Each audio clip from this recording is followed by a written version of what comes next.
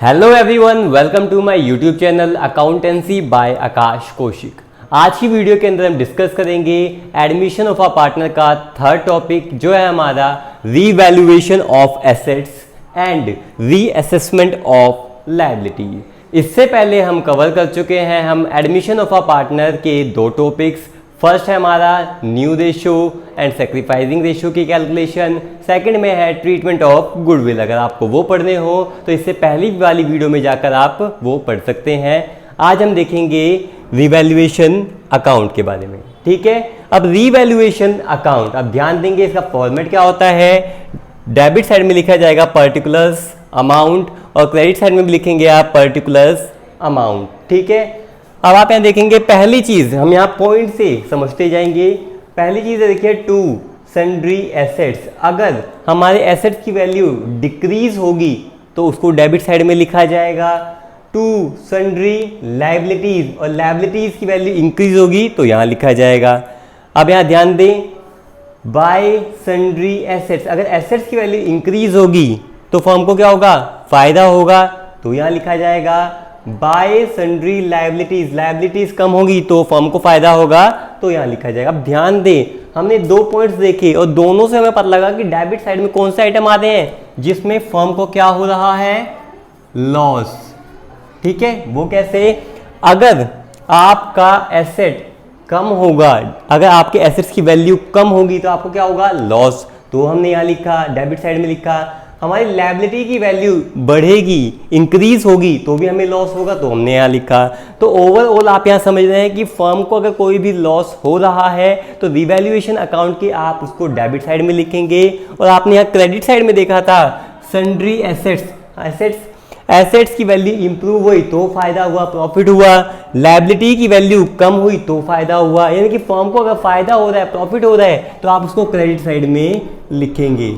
तो आप एक चीज़ समझ लेंगे, बहुत आसान सी चीज़ है कि फर्म को अगर कोई भी नुकसान हो रहा है तो वो आपके डेबिट साइड में लिखा जाएगा, फर्म को कोई भी प्रॉफिट हो रहा है तो वो आपके क्रेडिट साइड में लिखा जाएगा। अब हम आगे के आइटम्स भी देख लेते हैं। थर्ड पॉइंट पे था टू प्रोविजन फॉर। देखो प्रोविजन का होता है एक अनुमान लगाना कि हमारा कितना पैसा डूब जाएगा। अगर यहाँ प्रोविजन बनाने की जरूरत पड़ रही है, इनके लिखा है ना मेड, क्रिएट, इंक्रीज या रेज। अगर प्रोविजन फर्म को बनाने की जरूरत पड़ रही है या प्रोविजन बढ़ रहा है, यानी कि आपका पैसा डूबने की आशंका बढ़ रही है या फिर बनाने की जरूरत पड़ रही है, तो आपको क्या होता है, नुकसान है तो डेबिट साइड में लिखेंगे। यहाँ पे देखेंगे बाय प्रोविजन, यहाँ पे भी प्रोविजन क्या होता है, लिखा गया है, बट यहाँ पे प्रोविजन बनेगा नहीं, वो क्या होता है, रिड्यूस या डिक्रीज। अगर प्रोविजन कम होगा, मेरा नुकसान कम होगा तो मुझे फायदा होगा, और फायदा होगा तो कहाँ लिखा जाएगा, आपकी क्रेडिट साइड में। नेक्स्ट आइटम हम देखेंगे, यहाँ लिख रखा है टू अनरिकॉर्डेड लायबिलिटी, यानी कि आपने रिकॉर्ड करते वक्त एक लायबिलिटी को रिकॉर्ड नहीं किया पहले, और जब रीवैल्यू हुआ, यानी कि रिवैल्यूएशन अकाउंट के अंदर जब रीवैल्यू हुई चीजें तब पता लगा एक लायबिलिटी भी लिखनी बाकी थी, वो यहाँ लिख दी जाएगी। और जब लायबिलिटी पता लगेगा अनरिकॉर्डेड लायबिलिटी है, वो भी एक तरह का लॉस है, तो उसको डेबिट साइड में लिखा जाएगा। फिर आप यहाँ देखेंगे बाय अनरिकॉर्डेड एसेट्स, एक एसेट्स अगर अनरिकॉर्डेड रह गया तो फर्म अब उसको रिकॉर्ड करेगा, ये एक तरह का क्या है, प्रॉफिट, ठीक है। फिर आप यहाँ देखेंगे टू आउटस्टैंडिंग एक्सपेंस, ये लॉस है तो डेबिट साइड में लिखेंगे। फिर है यहाँ पे बाय प्रीपेड एक्सपेंसेस या फिर बाय एक्रूड इनकम, ये दोनों क्या है, एसेट है, इसलिए आप उसे प्रॉफिट साइड यानी कि क्रेडिट में लिखेंगे। फिर आप यहाँ देखेंगे टू एडवांस इनकम, अगर आपको एडवांस इनकम मिल गई यानी कि अब आपको काम करना, ये एक तरह की लायबिलिटी है, इन लॉस है, तो आप इसको डेबिट साइड में लिखेंगे। फिर आप देखेंगे ऑलमोस्ट हम सारे आइटम कवर कर चुके हैं। अब यहाँ देखेंगे प्रॉफिट और लॉस के बारे में। देखिए अगर प्रॉफिट ज़्यादा होगा, फर्म को प्रॉफिट ज़्यादा होगा, यानी कि क्रेडिट साइड में, क्रेडिट साइड की अमाउंट ज़्यादा है, प्रॉफिट ज़्यादा हुआ, और फर्म का लॉस कम हुआ, तो लास्ट में क्या बचेगा, टू प्रॉफिट शेयर, ठीक है। प्रॉफिट ज़्यादा था, क्रेडिट साइड की अमाउंट ज़्यादा थी, डेबिट साइड की कम थी, यानी कि प्रॉफिट ज़्यादा है, लॉस कम है, तो यहाँ लिखेंगे टू प्रॉफिट शेयर। अब ये प्रॉफिट किसके बीच में डिस्ट्रीब्यूट होगा और किस रेशियो में डिस्ट्रीब्यूट होगा, देखेंगे आप। ये प्रॉफिट डिस्ट्रीब्यूट होगा ओल्ड पार्टनर्स में, और वो भी किस रेशियो में, ओल्ड रेशियो में। ये बहुत इंपॉर्टेंट है, बच्चे कंफ्यूज रहते हैं ये किस में डिस्ट्रीब्यूट होगा किस रेशियो में। तो प्रॉफिट डिस्ट्रीब्यूट होगा ओल्ड पार्टनर्स में और ओल्ड रेशो में। अगर इसका अलग केस आ जाए, जैसे कि यहाँ पे देख रहे हैं कि अगर डेबिट साइड ज़्यादा आ जाए, यानी कि लॉस फर्म को ज़्यादा हो जाए रीवैल्यू करते वक्त और प्रॉफिट कम होगा, तो क्या लिखा जाएगा, बाय लॉस शेयर। और ये भी किसके बीच में डिस्ट्रीब्यूट होगा, ओल्ड पार्टनर्स में। और किस रेशो में, ओल्ड रेशो में आप इसको डिस्ट्रीब्यूट करेंगे। अब स्टार्ट करते हैं हम क्वेश्चन नंबर 1 से। आप क्वेश्चन नंबर 1 देख रहे हैं, यहाँ पे दे रखा है Shri and Ram were partners in a firm sharing profits इन 3:2। श्री और राम दो पार्टनर्स हैं और उनका प्रॉफिट शेयरिंग रेशियो क्या है फर्म में, 3:2। They admitted Sita as a new partner for 1/5 share. उन्होंने एक नए पार्टनर को फर्म में एडमिट किया जिसका नाम है सीता, और उसको एडमिट किया है फर्म में 1/5 शेयर के लिए। Balance sheet of the firm was as follow. Balance sheet आपको फर्म की दे रखी है, उसके बाद आपको एडिशनल इंफॉर्मेशन दे रखी है जिसमें लिख रखा है terms of Sita's admission are as follow. First point पे क्या दे रखा है आपको, Sita brought ₹35,000 as capital and 20,000 as goodwill in cash. जो सीता है नया पार्टनर्स है, वो गुडविल की 35,000 फॉर्म में लेकर आई और 20,000 गुडविल के फॉर्म में लेकर आई। आपको पता है कि जो कैपिटल की अमाउंट जो एक नया पार्टनर फॉर्म में लेकर आता है और गुडविल की अमाउंट जो लेकर आता है वो आपके पार्टनर कैपिटल अकाउंट में जाती है, तो उसका रीवैल्यूएशन अकाउंट पे कोई फर्क नहीं पड़ता। फिर आप देखेंगे सेकंड पॉइंट लिख रखा है stock depreciated by 10,000, investment valued at 17,000, a creditor of ₹2,000 is not likely to be paid, accrued income of ₹6,000, prepare revaluation account. आपको क्या बनाना है, रीवैल्यूएशन अकाउंट। जैसा कि आप यहाँ देख रहे हैं, मैंने लिख रखा है आंसर फर्स्ट, और रीवैल्यूएशन अकाउंट का मैंने फॉर्मेट पहले ही बना रखा है। फॉर्मेट क्या होता है रीवैल्यूएशन अकाउंट का, डेबिट साइड में आप लिखते हैं पर्टिकुलर्स अमाउंट, और क्रेडिट साइड में भी यही लिखा जाता है पर्टिकुलर्स अमाउंट। मैंने आपको अभी थोड़ी देर पहले फॉर्मेट भी समझाया था कि डेबिट साइड में फर्म को जो भी लॉस होगा वो डेबिट साइड में लिखा जाएगा और फर्म को जो भी प्रॉफिट होगा वो उसके क्रेडिट साइड में लिखा जाएगा। अब हम स्टार्ट करते हैं। स्टार्ट करने के लिए हम कहाँ से पढ़ते हैं, एडिशनल इन्फॉर्मेशन से। एडिशनल इन्फॉर्मेशन ये दे रखी है, यहाँ से पढ़ेंगे। फर्स्ट पॉइंट अभी बताया था कि सीता कैपिटल की 35,000 फॉर्म में लेकर आई है और गुडविल के 20,000 लेकर आई है। ये सारी चीज़ें कहाँ जाएंगी, गुडविल की अमाउंट है, कैपिटल की अमाउंट है, कहाँ जाती है, पार्टनर के कैपिटल अकाउंट में। तो रीवैल्यूएशन अकाउंट में इसका कुछ भी नहीं होगा। सेकंड पॉइंट आप देख रहे हैं, यहाँ लिख रखा है स्टॉक डेप्रिशिएटेड बाय 10,000। अब क्वेश्चन को स्टार्ट करने से पहले मैं आपको कुछ की टर्म्स या कुछ पॉइंट्स बता दूं जो बहुत ही ज़्यादा इंपॉर्टेंट है। ध्यान दें, अगर आपको अमाउंट से पहले क्या मिल जाए, टू, अप टू या एट, ठीक है, ध्यान देंगे। अगर आपको अमाउंट से पहले टू, अप टू या एट मिल जाए तो आप क्या लेते हैं, डिफरेंस। यहां पे लिया जाएगा डिफरेंस। और अगर आपको अमाउंट से पहले क्या मिल जाए, बाय, मोर या लेस। आपको अमाउंट से पहले क्या मिल जाए, बाय, मोर, लेस। तो जो अमाउंट लिखी हुई है यानी कि गिवन अमाउंट ही आपको लेनी है। जो अमाउंट या फिर आप उसको कह सकते हैं जो अमाउंट लिखी हुई है यानी कि सेम अमाउंट आपको वहां पे कंसिडर करनी पड़ेगी।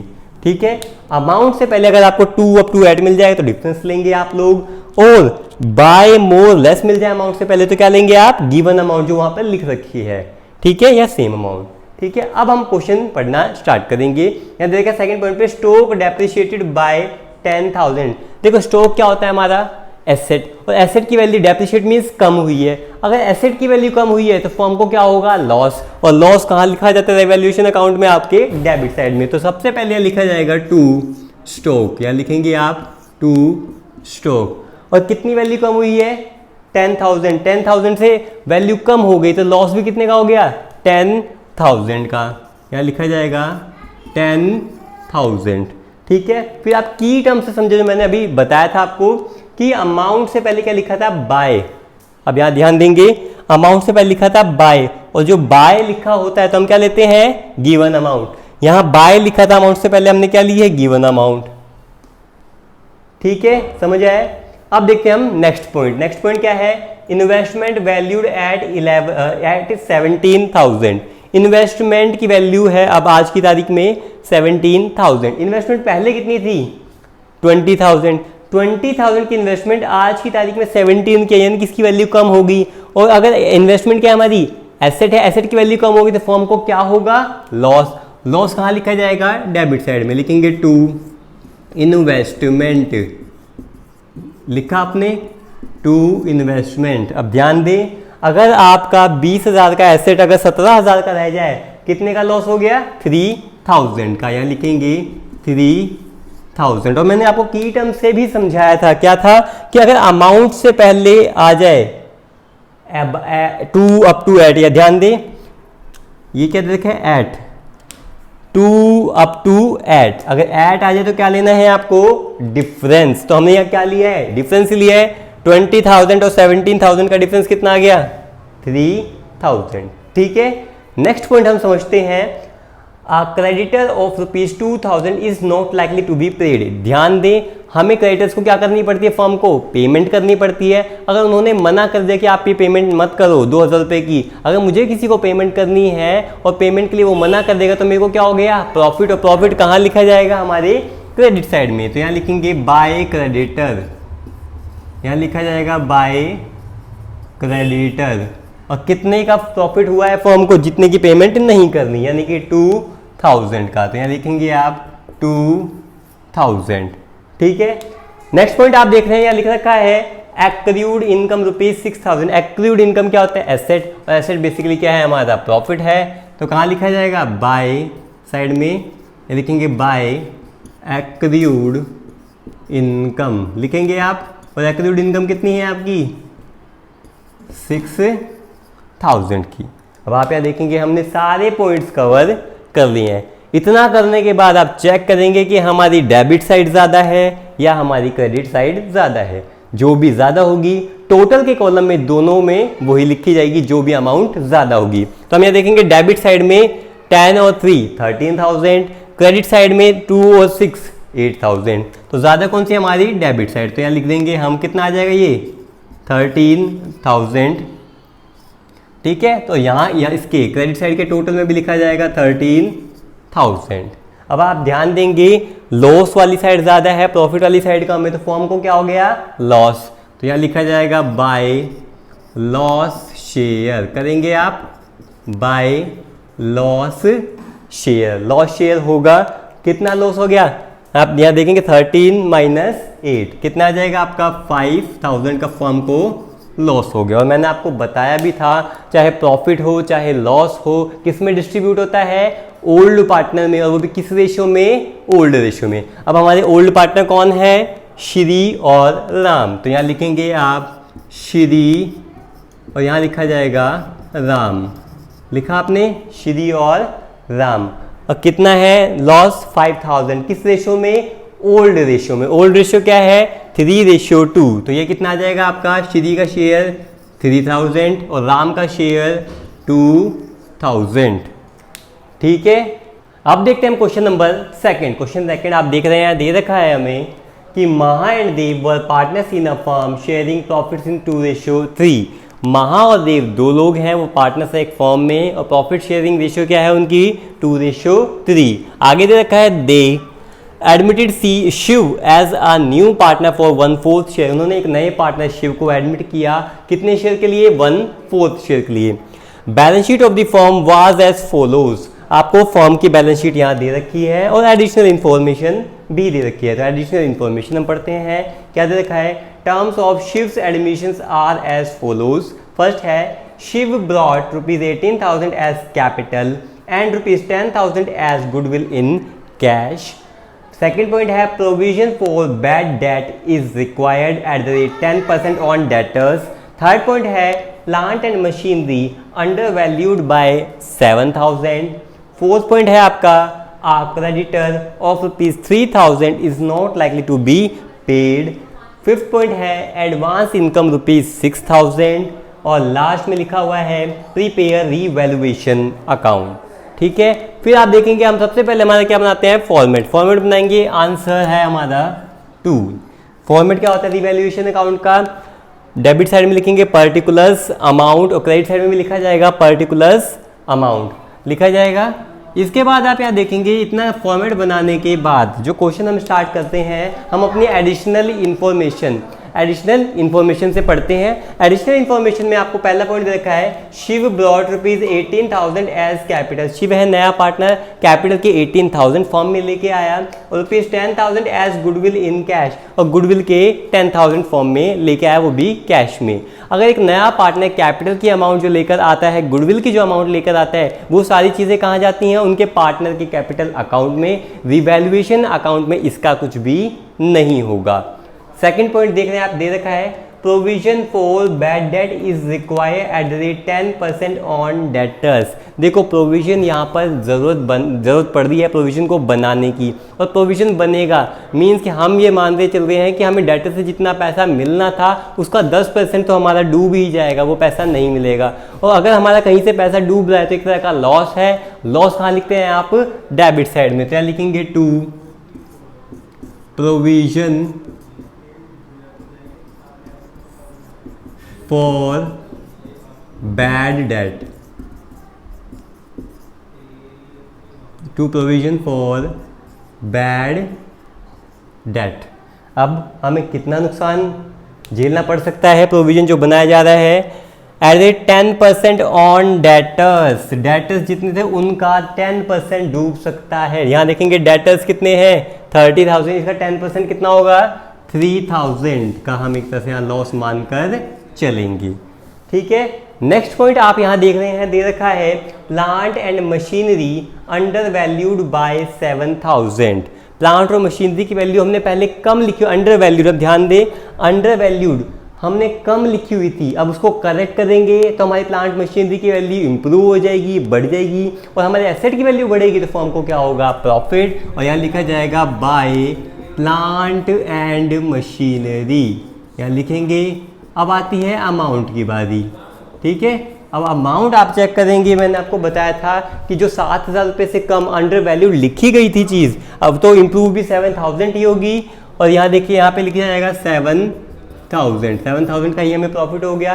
और ध्यान दें मैंने अभी आपको समझाया भी था क्वेश्चन फर्स्ट में कि क्वेश्चन के अंदर अगर आपको 2 अप टू 8 है तो आप डिफरेंस लेते हैं, बाय मोर लेस है तो आप गिवन अमाउंट या सेम अमाउंट लेते हैं। ध्यान देंगे इस क्वेश्चन में क्या था, बाय था, यहाँ पे था बाय में क्या लेते हैं गिवन अमाउंट, हमने गिवन अमाउंट लिए 7,000 यहाँ था और 7,000 यहाँ पर लिखा है।